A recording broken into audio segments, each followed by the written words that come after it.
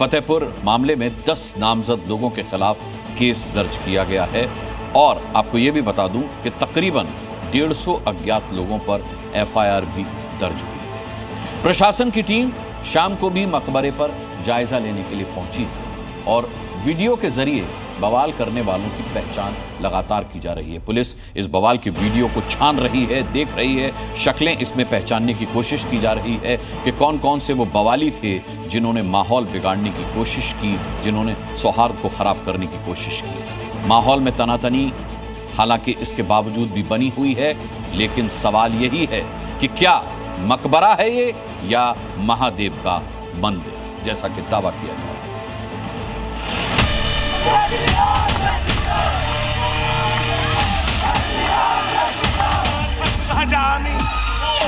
बाबा का मंदिर था जिसको इन लोगों ने मकबरा के रूप में अपनी मस्जिद बना लिया, तो हमें अपनी मंदिर तो लेना ही पड़ेगा ना। मस्जिद में तुम मदरसे में तुम जाके ऐसे झंडा लगाओगे तो क्या होगा, पत्थर तो चलाएंगे वो। दरगाह टूट रही है तो मुस्लिम को तकलीफ हो रही है तो वो पत्थर चला रहे हैं। मेरे हिसाब से तो सही है। मुसलमानों के लिए मां से मस्जिद और हिंदुओं के लिए मां से महादेव। यूपी के फतेहपुर में तो कुछ ऐसा ही हो रहा है। हिंदुवादियों ने मकबरे पर चढ़ाई की तो पारा हाई हो गया, लेकिन इस बवाल की वजह दोनों ओर के दावे और सियासत सब कुछ बताते हैं। शुरुआत इस विवाद की वजह से। दरअसल फतेहपुर के आबूनगर इलाके में मकबरे बनाम मंदिर की लड़ाई छिड़ी हुई है। मुसलमान इसे नवाब अब्दुल समद का मकबरा बताते हैं तो हिंदू संगठन यहाँ भगवान शिव और कृष्ण का मंदिर होने का दावा करते हैं। इसी दावे के तहत हिंदुवादियों की भीड़ ने मकबरे पर धावा बोल दिया और मकबरे पर भगवा झंडा लहरा दिया। पुलिस के सामने ही भीड़ मकबरे में घुस गई, नारेबाजी और तोड़फोड़ करती रही, जिसके बाद से तनाव के हालात बने हुए हैं। ये देखिए, ये वो चौराहा है जहाँ से विवाद शुरू हुआ था। यहाँ से 1 किलोमीटर की दूरी पर यहाँ पर वो मकबरा है जहाँ पर ये लोग हिंदू संगठन के लोग जो दावा कर रहे थे, जो कह रहे थे कि हमारा मंदिर है वहाँ पर, और वहाँ पे पूजा अर्चना करने के लिए पहुँचे हुए थे। उसके बाद ये लोग वहाँ पर पहुँचते हैं, वहाँ पर पूजा की जाती है। उसके बाद विशेष समुदाय के लोगों के द्वारा वहाँ पर पत्थरबाजी की जाती है, पत्थर चलाए जाते हैं, अड्डे चलाए जाते हैं, गुम्मे वहाँ पे चलाए जाते हैं। जमकर बवाल हुआ। इसकी आहट तो एक दिन पहले ही सुनाई दे रही थी, जब बीजेपी नेता और हिंदू महासभा के कार्यकर्ताओं ने प्रशासन को ज्ञापन देकर कहा था कि वो यहाँ सफाई और पूजा करेंगे, तो उलेमा काउंसिल भी प्रशासन के पास पहुँच गया, जिसके बाद मकबरे के आसपास बैरिकेडिंग करवा दी गई थी। मैं फतेहपुर की जनता से आह्वान किया हूँ कि एक भारी संख्या में चलकर हम अपने मंदिर में आरती करेंगे, पूजन करेंगे, साफ सफाई करेंगे। ये किसी प्रकार की कोई गड़बड़ी होती है तो उसका दोषी पुलिस प्रशासन होगा और शासन होगा। मकबरा जो है ये 500 साल पुराना है और ये इसका यही इतिहास है। वहाँ बोर्ड लगा हुआ है, 10 साल में बन के तैयार हुआ, अकबर के पोते ने बनवाया है बस। अच्छा, और ये जब से वैसा ही है। हिंदू मुस्लिम दोनों के अपने दावे हैं, लेकिन दावों के इतर जो हुआ वो हैरान करने वाला है। जो तस्वीरें सामने आई उसके बाद से पूरे इलाके में तनाव फैला हुआ है, लेकिन जिस मकबरे पर इतनी भीषण जंग छिड़ी है, अब उसका इतिहास क्या है वो जानिए। नवाब अब्दुल समद का मकबरा करीब 200 साल पुराना बताया जाता है। 18वीं सदी का ये मकबरा संरक्षित धरोहर है जो पुरातत्व विभाग के संरक्षण में है।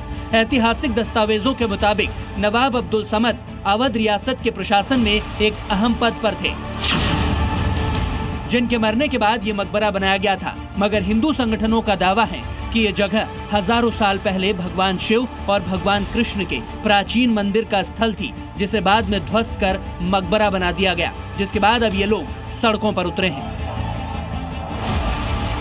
फूल है इसमें, कमल का फूल बना हुआ है, पूरा सब कुछ इसमें है। आप खुद देख रहे हैं, आप देखिए, आप एक एक चिन्हित करके दिखाइए लोगों को। मुसलमानों के ऐसे कृत्य से काफी निंदनीय है जो मंदिर को मस्जिद बनाया गया है। ऐसे दुष्कृत्य को उनको सफल नहीं किया जाएगा। हमारा जन्माष्टमी का त्योहार आने वाला है, ये हमारा प्राचीन मंदिर है, हम इसकी साफ सफाई न करें, अपनी जगह पे ना जाएं। इसी दावे के बाद फतेहपुर को जंग का मैदान बना दिया गया। तस्वीरों में देखिए कैसा तांडव हुआ। मकबरे में तोड़फोड़ और आरती हुई तो पुलिस ने भीड़ को वहां से खदेड़ दिया। ये लोग कह रहे हैं कि हमारे मंदिर पर कब्जा हो रखा था, इस वजह से हमने ये किया, अब लोगों से बात करते हैं। और ये देखिए पूरा जो मकबरा है उसको खाली यहाँ पे करवा लिया गया है। जो पुलिस प्रशासन के जो लोग थे उन्होंने इनको बाहर कर दिया है। अब ये लोग बैरिकेड्स यहाँ पर लगाए गए थे और अब इन लोगों को बाहर किया जा रहा है। मकबरे पर तोड़फोड़ के बाद मुस्लिम मोहल्ले से पत्थरबाजी शुरू हो गई। ये देखिए ये बड़े बड़े पत्थर, ये पत्थर फेंके गए वहां से। और ये मैं आपको दिखाऊं, ये देखिए ये देखिए ये पत्थरबाजी की गई है। ये पत्थर है यहाँ से 10 कदम की दूरी पर। और यहाँ से अगर मैं कैमरामैन को बोलूँगी कि सेफ रहते हुए जूम करके दिखाए, आगे ना बढ़े, जूम करके दिखाए कि किस तरीके से वहाँ पर हम लोग रिपोर्टिंग कर रहे थे। और रिपोर्टिंग करने के बाद वो चाह रहे थे कि तस्वीर देश के सामने जो सही तस्वीर है वो ना आ पाए।